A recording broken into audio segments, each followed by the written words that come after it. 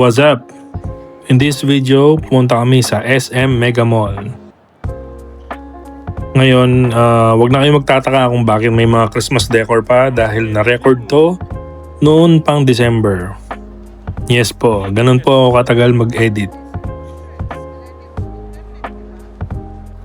Nagpunta kami dito dahil nakipag-meet si Gail sa kanyang friend at sabay na rin ng konting Christmas shopping.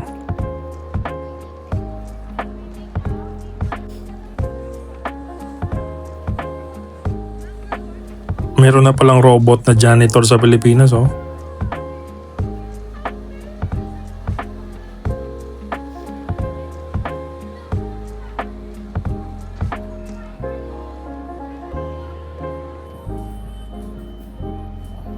Pero bago ang lahat, nag-lunch muna kami sa Moe's Burger. Para sa pamangkin, umorder kami nitong kids meal. Ito, dinrawingan ng mukha yung kanin gamit ang ketchup.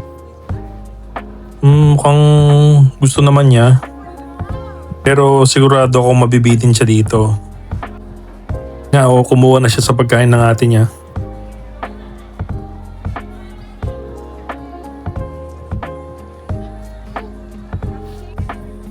Umorder kami nitong beef yakiniku plate.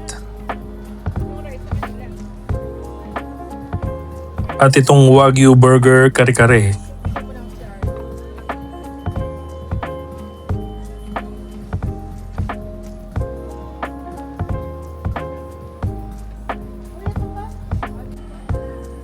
Tara, tikman natin tong Wagyu burger kare-kare.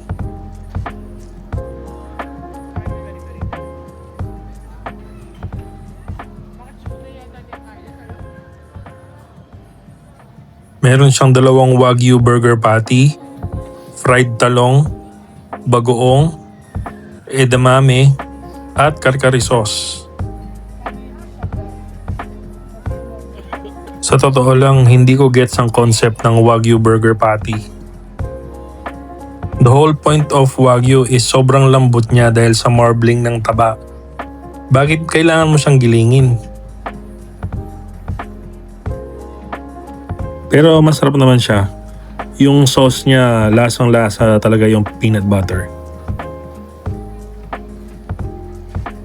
Ang galing din nung concept na parang burger steak siya, pero may sauce siya ng kare-kare instead of mushroom gravy.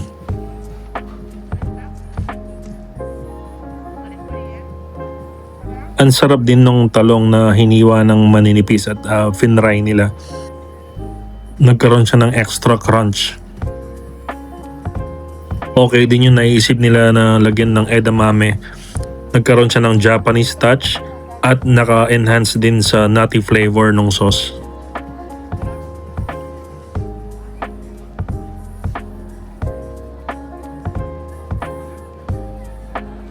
After namin mag-lunch, bumili kami ng mga panregalo dito sa Sunny's. Mga water bottle sa mga to na pwede mong i-customize. Pwede mong ipa-engrave yung pangalan ng bibigyan mo ng regalo at ganun nga ang ginawa namin. Medyo marami nga lang yung mga nakapila na nagpapa-engrave, so kinailangan pa naming iwan at babalikan after 30 minutes.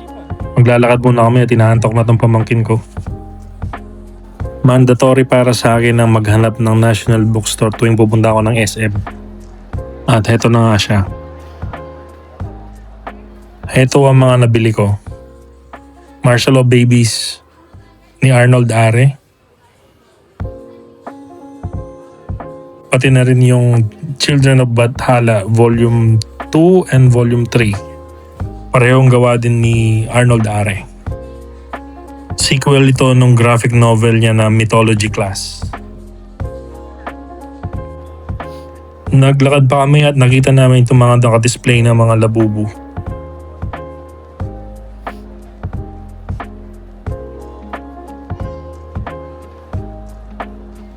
At syempre nagpicture-picture na rin dito sa malaking Christmas tree.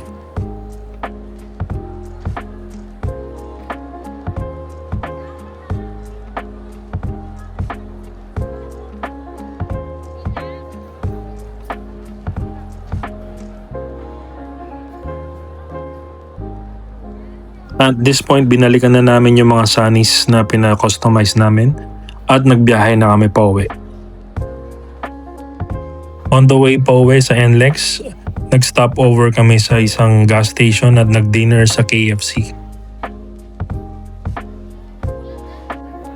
Meron kasi akong gustong gawin dito sa KFC sa Pilipinas na hindi ko normally nagagawa sa KFC sa Dubai.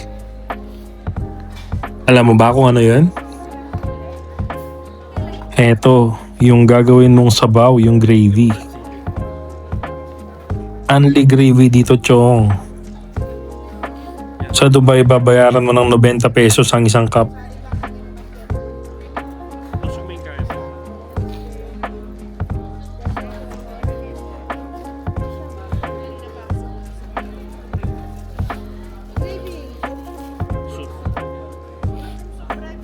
Imaginein mo yung KFC chicken mo tsaka yung kanin na isang bayan sa Pilipinas na merong flood control ghost project.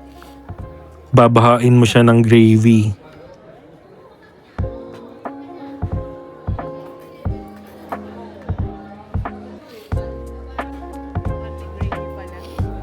You know?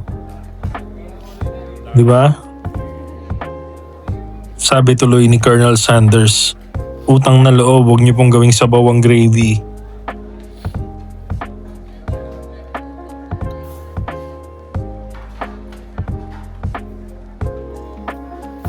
Gravy pa lang, ulam na.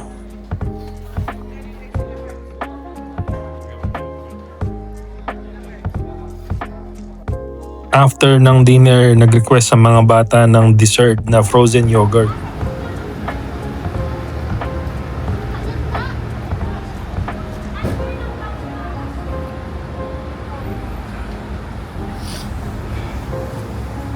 Gail, what does it taste like again?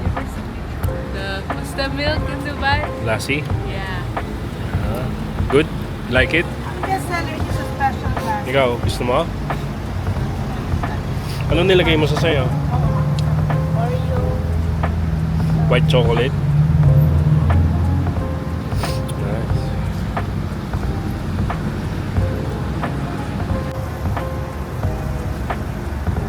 Dapat smile ka rin.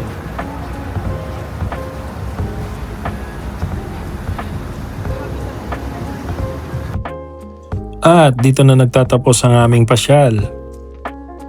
If you like this video, don't forget to like, subscribe, and click the notification bell para ma-notify kayo every time na mag-post kami ng bagong adventure.